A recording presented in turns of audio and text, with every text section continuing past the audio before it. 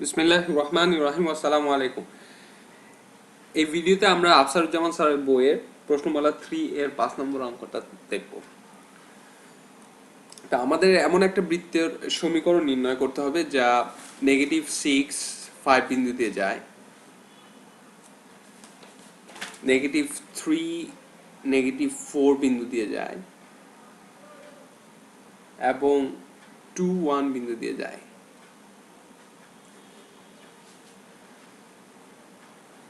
বৃত্তের সমীকরণটা নির্ণয় করতে হবে, বৃত্তের কেন্দ্র নির্ণয় করতে হবে, বৃত্তের ব্যাস নির্ণয় করতে হবে অর্থাৎ ব্যাসের দৈর্ঘ্য, এবং মূল বিন্দু বৃত্তের ভিতরে না বাইরে তা নির্ণয় করতে হবে। তা এখন আমরা দেখি কিভাবে প্রবলেমটা সলভ করা যায়। তো এই ধরনের যে কোনো প্রবলেম সলভ করতে গেলে আমরা বৃত্তের যে সাধারণ সমীকরণ দেখেছি সেটা দিয়ে শুরু করব। অর্থাৎ আমরা দেখেছিলাম যে x square plus y square plus 2gx plus 2fy plus c is equal to 0। যেহেতু বৃত্তটা তিনটা বিন্দু দিয়ে যায় অর্থাৎ -6 5, বৃত্তের বিন্দুগুলো আমি লিখে ফেলি কারণ এগুলো আমাদের সমীকরণের মধ্যে বসাতে হবে, প্লাগ ইন করতে হবে। 2 1। আচ্ছা, যেহেতু বৃত্তটা -6 5 বিন্দু দিয়ে যায় অর্থাৎ এই বৃত্তের সমীকরণটি -6 x is equal to -6 এবং y is equal to 5 এর জন্য সিদ্ধ হবে, অর্থাৎ স্যাটিসফাই করবে, ইকুয়েশনটা স্যাটিসফাইড হবে এই বিন্দু দ্বারা। যেহেতু স্যাটিসফাইড হবে সেহেতু আমরা এই বিন্দুটাকে x এবং y এর জায়গায় বসাই, x এবং y এর ভ্যালুগুলো বসাই। তাহলে আমরা পাই -6 whole square plus 5 square plus 2g -6 plus 2f times 5 plus c is equal to 0। Just আমরা x এবং y এর মান বসিয়েছি। তা আমরা সিম্পলিফাই করলে পাবো হচ্ছে 36 প্লাস 25, 36 25 হবে 25 plus 36 61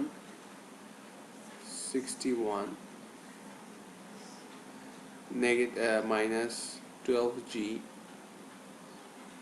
plus 10f plus c is equal to 0। এটাকে আমরা সাজিয়ে লিখলে পাই 12g, অর্থাৎ কনস্ট্যান্টটাকে এক পাশে রাখবো এবং ভেরিয়েবলগুলোকে আরেক পাশে নিয়ে যাব। এই পুরাটুকুকে GFC টার্মগুলোকে আমরা ডান পাশে নিয়ে যাই এবং তারপর আবার সাজায় লিখি minus 10f minus c is equal to 61। এটা হবে আমাদের ফার্স্ট ইকুয়েশন, এটা হবে আমাদের প্রথম ইকুয়েশন। এখন বিন্দুটা যে বৃত্তটা দ্বিতীয় ইকুয়েশন, দ্বিতীয় যে পয়েন্ট সেটা হচ্ছে -3 -4 বিন্দু দিয়ে যায়। তা আমরা একই কাজ করি যে আমরা -3 একটু ডিফারেন্ট কালার দিয়ে লিখছি যাতে বুঝতে সুবিধা হয়। -4 whole square plus 2f -3 plus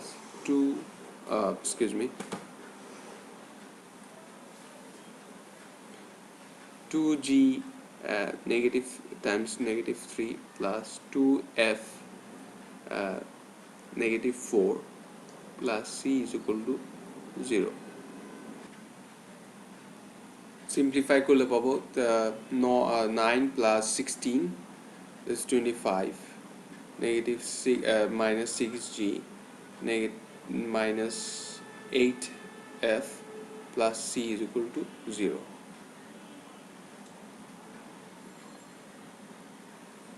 এটাকে একটু সাজা লিখলে পাই 6g প্লাস 8f, অর্থাৎ ভেরিয়েবল টার্মগুলোকে সমান সমান চিহ্নের অন্য পাশে নিচ্ছি এবং কনস্ট্যান্ট টার্মগুলোটাকে এক পাশে রাখতেছি। এটা হবে আমাদের দ্বিতীয় ইকুয়েশন। আমরা একই কাজ করি তৃতীয় ইকুয়েশনের জন্য। পয়েন্টটা ছিল 2 1, তাহলে হবে 2 square plus 1 square plus 2g Times 2 plus 2f times 1 plus c is equal to 0. 2 দুগুণে 4 plus 1 হচ্ছে 5 plus 4g plus 2f plus c is equal to 0. দেখে আমরা কনস্ট্যান্ট টার্মটাকে ওই পাশে নিয়ে যাই, কারণ ভেরিয়েবল সবগুলো টার্ম আমার পজিটিভ আছে। 2f plus c is equal to -5. তো এখন আমরা তিনটা ইকুয়েশন পেয়ে গেলাম। যেহেতু আমরা তিনটা ইকুয়েশনকে এখন পাশাপাশি দেখছি, এখন আমরা তিনটা ইকুয়েশনকে আমাদের যে ক্যালকুলেটর সাধারণত আমার সময় fx 570 এখনও এটা ব্যবহার করতে দেয় খুব সম্ভবত, fx 570 ms ক্যালকুলেটরটা দিয়ে আমি এই তিনটে ইকুয়েশন খুব সহজেই সলভ করতে পারবো। তো করতে হলে আমি জাস্ট প্রসেসটা বলে দিই। সেটা হচ্ছে যে ফার্স্টে মোড বাটনে একবার, দুবার, তিনবার, তারপরে ইকুয়েশনের জন্য 1, আননোন আমার 3টা, তারপরে আমি ভেরিয়েবলগুলো কোএফিশিয়েন্ট একটা একটা করে বসাতে থাকবো। তা প্রথম ইকুয়েশনে আমার কোএফিশিয়েন্ট হচ্ছে 12, তারপরে সেকেন্ড কোএফিশিয়েন্ট হচ্ছে -10, থার্ড কোএফিশিয়েন্ট হচ্ছে -1, তারপর d1 হচ্ছে কনস্ট্যান্ট টার্ম হচ্ছে 61। সেকেন্ড ইকুয়েশনে আমার কোএফিশিয়েন্ট ফার্স্ট কোএফিশিয়েন্ট হচ্ছে 6, তারপরটা হচ্ছে 8, পরেরটা হচ্ছে -1, তারপর হচ্ছে 25।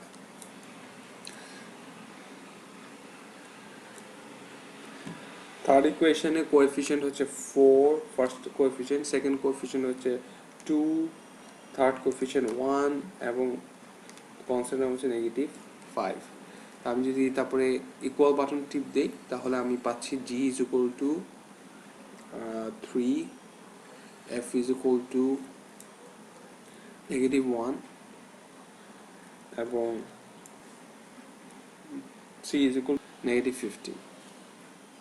আমি ইকুয়েশনটা লিখে ফেলি। ইকুয়েশনটা হবে x square plus y square plus 2 times gx, 2 times gx plus 2 times fy plus c is equal to 0. Simplify করলে পাই x square plus y square plus 6x minus 2y minus 15 is equal to 0.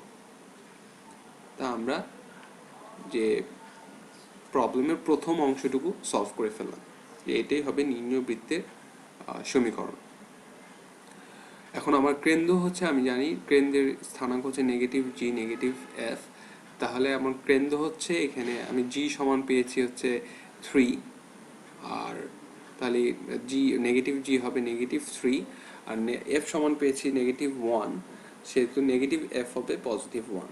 তাহলে আমার কেন্দ্র হচ্ছে -3 1, -3 1, এটা হবে আমার কেন্দ্র। চিত্র থেকে বলে দেওয়া যাচ্ছে যে মূল বিন্দুটা অ্যাকচুয়ালি বৃত্তের ভিতরে হবে, কিন্তু আমরা ওইটা একটু অন্য প্রমাণ দেখবো। আচ্ছা, এখন আমার ব্যাস নির্ণয় করতে হবে। তা আমরা ব্যাস নির্ণয় করতে পারবো ব্যাসের দৈর্ঘ্য যদি আমরা ব্যাসার্ধ জানি। তারপর ফার্স্টে আমরা ব্যাসার্ধটা বের করে ফেলি। আর আমরা জানি আর হচ্ছে square root g square plus f square minus c। g এর ভ্যালু পেয়েছি আমরা 3 স্কোয়ার, f এর মান পেয়েছি -1 whole square, negative minus -15, 10 plus 15 equal to 25, square root 25 equal to 5। অর্থাৎ আমার ব্যাসার্ধ হচ্ছে, আমাদের ব্যাসার্ধ হচ্ছে 5, তার মানে ব্যাস হবে ব্যাসার্ধের দ্বিগুণ 2r is equal to 2 times 5 equal to 10 হচ্ছে ব্যাস। মূল বিন্দু বৃত্তের ভিতরে না বাইরে অবস্থিত সেটা জানতে হলে আমরা মূল বিন্দু থেকে কেন্দ্রের যে দূরত্ব তা নির্ণয় করব, অর্থাৎ 0 0 বিন্দু এবং কেন্দ্র -3 1 এর দূরত্ব হবে, এর মধ্যবর্তী দূরত্ব মনে করি d1 is equal to -3 -0 plus 1 -0, distance formula use করছি, তাহলে d1 is equal to হবে 3 স্কোয়ার, তো হচ্ছে 9 প্লাস 1 স্কোয়ার রুট 10, তো স্কোয়ার রুট 10 মোটামুটি যার ভ্যালু হচ্ছে 3.162 বৃত্তের ব্যাসার্ধ থেকে ছোট আর d1 is less than r, অর্থাৎ মূল বিন্দুটি বৃত্তের ভিতরে অবস্থিত হবে, মূল বিন্দুটি বৃত্তের ভিতরে অবস্থিত হবে। অর্থাৎ এখানে আইডিয়াটা হচ্ছে যে মূল বিন্দু এবং কেন্দ্রের দূরত্ব d1 যদি r এর থেকে ছোট হয় তাহলে তা অবশ্যই বৃত্তের মধ্যে পড়বে। তা আমরা যদি বৃত্তটাকে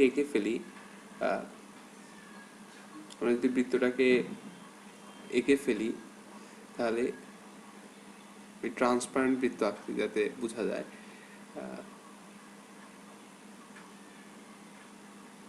তাহলে বৃত্তটা দেখা যাচ্ছে যে বৃত্তের ভিতর মূল বিন্দুটাই পড়ছে, যেহেতু বৃত্তের ব্যাসার্ধ এটা হচ্ছে বৃত্তের ব্যাসার্ধ, এই অংশটুকু হচ্ছে বৃত্তের ব্যাসার্ধ এবং সবুজ অংশটুকু হচ্ছে এই যে উপরে যে অংশটুকু, এতটুকু হচ্ছে কেন্দ্র থেকে মূল বিন্দুর দূরত্ব। তো মূল বিন্দু অবশ্যই বৃত্তের মধ্যে পড়তে হবে। ইনশাআল্লাহ পরবর্তীতে আরো কিছু প্রবলেম সলভ করা হবে। আসসালামু আলাইকুম।